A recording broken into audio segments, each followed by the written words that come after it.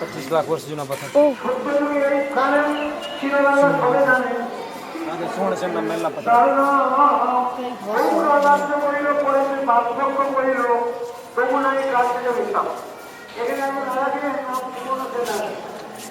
जिस समय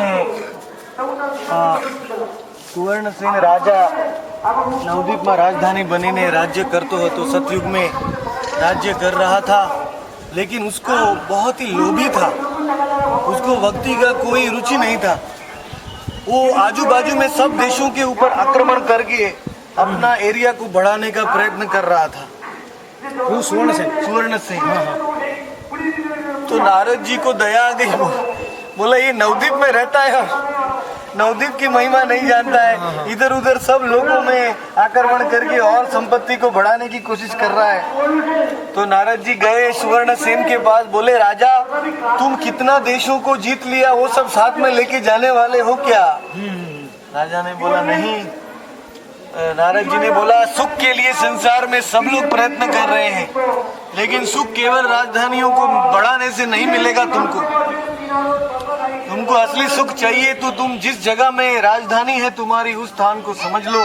ये है नवद्वीप धाम। कलयुग में बहुत बड़ा सीक्रेट नारद जी ने सुवर्णसेन को बताया। सुवर्णसेन को बोला गौर नाम ना लैया जे कृष्ण भजे किया सही कृष्ण बहु काले पाए, कि ये स्थान में तुम रहते हो, यहाँ ही कलयुग में साक्षात कृष्ण चंद्र आने वाले हैं और इस धाम को तुम समझ लो और इस धाम में ऐसा बोल यहाँ भजन करो अपने परिवार के साथ, सब लोगों के साथ गौर हरि की उपासना करो। ऐसा बोल के नारद जी वीणा में गौर हरि गौरांग गौरांग का नाम गाने लगे। वीणा बोले गौर हरि, नारद बोले गौर हरि। ऐसा बोल के नारद जी नाचने लगे।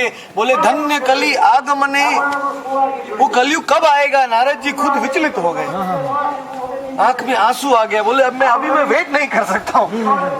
ये सतयुग का समय की बात है, आज से 25-27 लाख साल पहले की बात। नारद जी बोले वो कलयुग कब आएगा? वो 2000 कलयुग में एक कलयुग आता है जब गौरांग महाप्रभु आते हैं। वो कब आएगा? जब नारद जी उत्सुक हो गए, भाव विभोर होके नाचते नाचते चले गए, तो राजा को भी गौर हरि में प्रेम हो गया।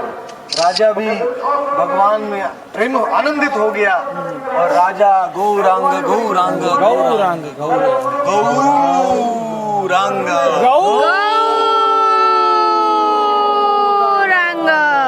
से बोल के राजा ने इतना तीव्र भाव से नाम लिया कि राजा को नींद आ गया।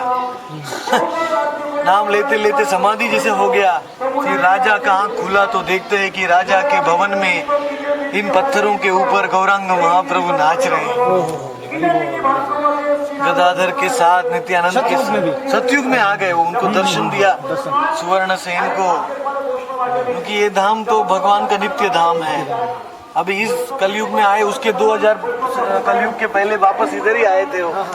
और अभी इसके बाद 2000 लंबी यात्रा है, 2000 कलयुग के बाद वापस आएंगे।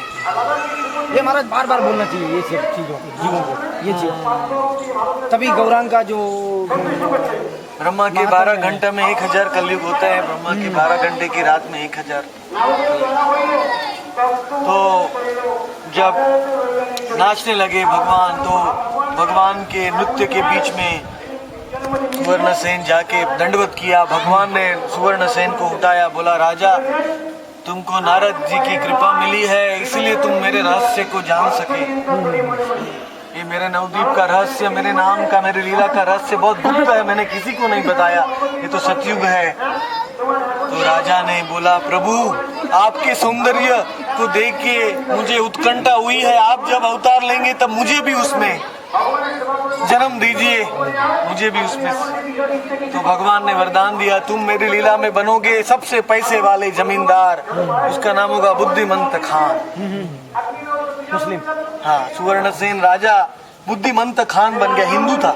अच्छा। और बुद्धिमंत खान ने भगवान का शादी को स्पॉन्सर किया। विष्णु प्रिया देवी के साथ भगवान का दूसरा विवाह हुआ। तब राजा सुवर्ण सेन बुद्धिमंत खान, उसने इतना आलीशान विवाह बनाया, इंद्र को भी शर्म आ गई।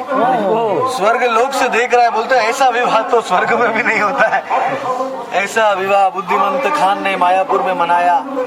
और उस समय में सब ऋषि मुनि लोग दक्षिणा मांगने के लिए भगवान और विष्णु प्रिया के साथ 5-5 बार लाइन में लग जाते थे। लंबी लंबी लाइन, भगवान खुद सबको दक्षिणा दे रहे थे, लेकिन वो भंडारा पूरा ही नहीं हो रहा था। तो बार बार उसी लाइन में घुस जाते थे, क्योंकि वो बुद्धिमंत खान ही सुवर्ण सेन था। उसके पास कितनी संपत्ति है, असीमित, कोई कल्पना नहीं है। भगवान ने भी उसको और भी दे दिया विवाह के लिए। इस प्रकार से ये स्थान तो लुप्त हो गया था, लेकिन भक्ति सिद्धांत सरस्वती को चलते चलते पूर्ति हो गई। ये सुवर्ण सेन का महल है धाम। और आर्कियोलॉजिस्ट लोगों ने आके इस पत्थर का कार्बन डेटिंग निकाला। कार्बन डेटिंग से यही पता चला कि 25 लाख साल। एक बड़ा कोबरा था जिसके माथे में मणि था, वो इसकी रक्षा कर रहा था। अभी तो वो चला गया। बहुत बड़े महल था, ये तो खाली थोड़ा भाग, ये कुछ पूरी उसकी राजधानी।